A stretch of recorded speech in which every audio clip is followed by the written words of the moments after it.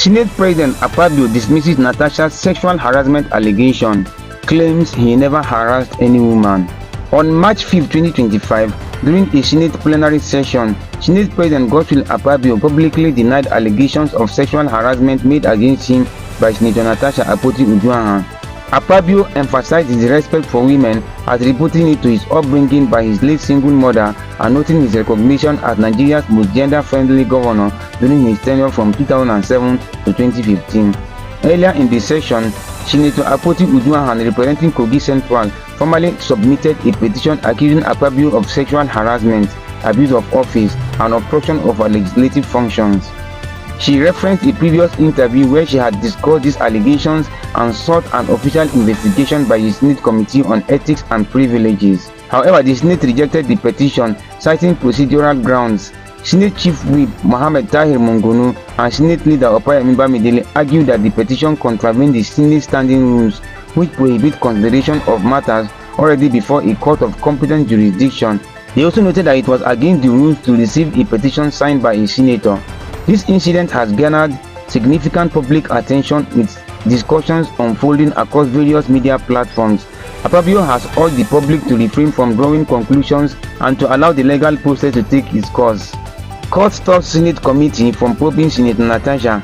A federal high court in Abuja has issued an interim order restraining the Senate Committee on Ethics, Privileges and Public Petitions from proceeding with disciplinary actions against Senator Natasha Akpoti-Uduaghan, who represents Kogi Central. This order was granted by Justice Obiora Egwatu on Tuesday, following an expert application filed by Akpoti-Uduaghan's legal team. The court's interim order prevents the Senate Committee from conducting any disciplinary proceedings against Akpoti-Uduaghan pending further judicial review. The development has heightened tensions within the National Assembly, leading to protests by Akpoti-Uduaghan supporters at the National Assembly complex. Security forces reportedly used tear gas to disperse the demonstrators. The situation has caused confusion in the Senate regarding the appropriate procedures for handling Akpoti-Uduaghan's allegations against Akpabio.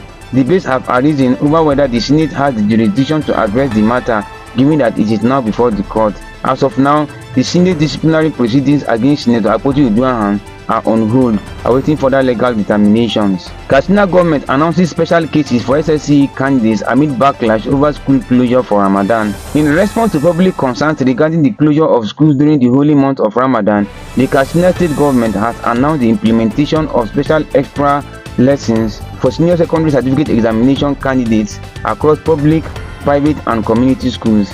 The Ministry of Basic and Secondary School emphasized that these extra lessons are designed to ensure that students preparing for critical examinations continue their academic preparations without significant disruption. The lessons commenced on March 4, 2025 and are structured to accommodate both the religious observances of Ramadan and the prevailing environmental conditions. This initiative comes amid discussions and concerns raised by various stakeholders, including the Christian Association of Nigeria (CAN), regarding the impact of school closures on educational continuity. The government has assured that these measures aim to balance religious practices with academic commitments, ensuring that students of all faiths feel supported and valued during this period. The administration of Governor Dikko Umar Rada remains committed to creating an educational environment that respects religious diversity while maintaining high academic standards. All educational institutions have been urged to implement these guidelines sensitively to support the academic and spiritual needs of students during Ramadan. Rivers State election scheduled for August 9th. The Rivers State Independent Electoral Commission (RTEC) has scheduled 9th August 2025 for fresh local government council elections in the state. RTEC chairman, retired Justice Adolphus Enebeli, announced the date during a stakeholders meeting and the official unveiling of 2025 local government elections timetable and guidelines at the commission's headquarters on Aba Road, Port Harcourt on Wednesday. Addressing stakeholders, Justice Enebeli reaffirmed RTEC's commitment to conducting a free, fair, credible and impartial election, urging political parties to adhere to the rules. No plan to resign, says Fubara's deputy. Rivers State Deputy Governor Professor Ngozi Odu has refuted rumors circulating on social media regarding her resignation. In a statement released on Wednesday, March 5, 2025, by her press secretary, Oupele Benebo, Odu emphasized her continued dedication to her role and support for Governor Siminalayi Fubara's administration. She labeled the resignation claims as false and misleading, urging the public to dismiss them as baseless speculation. Odu reaffirmed her commitment to serving the people of Rivers State, highlighting her collaboration with Governor Fubara to deliver democratic dividends. She stated that her leadership and expertise remain integral to the administration and that she has no intention of resigning. The rumors of her resignation gained traction following a viral video alleging her departure due to unspecified pressure. However, Odu's office has categorically denied these allegations, clarifying that she remains steadfast in her duties as deputy governor. In light of this development, the public is advised to disregard the unfounded reports and rely on official communications for accurate information regarding the state's leadership. Tinubu appoints 2 new permanent secretaries. President Bola Tinubu has appointed 2 new permanent secretaries to the Federal Civil Service, Mr. Adeladin Rafiu Olarinre, representing Oyo State, and Mr. Mukhtar Yawale Mohammed, representing the Northwest Geopolitical Zone. These appointments followed a rigorous and transparent selection process, underscoring the administration's commitment to meritocracy, excellence, and competence in the civil service. The newly appointed permanent secretaries are expected to leverage their extensive experience and expertise to enhance public service delivery and support the government's development agenda. The head of the Civil Service of the Federation, Mrs. Didi Walsin-Jack, commended President Tinubu for his unwavering commitment to transparency, meritocracy, and professionalism in the civil service. She emphasized that these appointments reflect the administration's dedication to fostering a competent and results-oriented public service that meets the needs of Nigerians. We won't allow you impeach Fubara, Asari Dokubo to Wike, FG. Former Niger Delta militant leader Mujahid Asari Dokubo has issued a stern warning to the Federal Capital Territory FCT Minister Nyesom Wike and the federal government against any attempt to impeach Rivers State Governor Siminalayi Fubara.